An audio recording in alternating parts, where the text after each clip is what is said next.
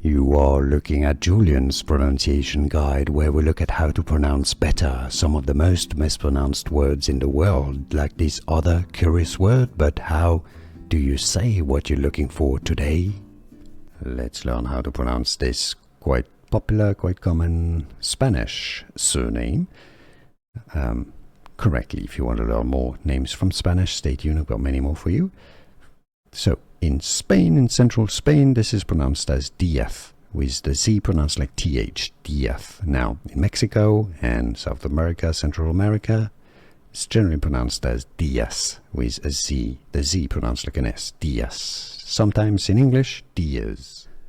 Here are more videos on how to pronounce more confusing words and names too many mispronounced. Like this video if you found it useful. I appreciate your support. I'll see you soon and thanks for watching.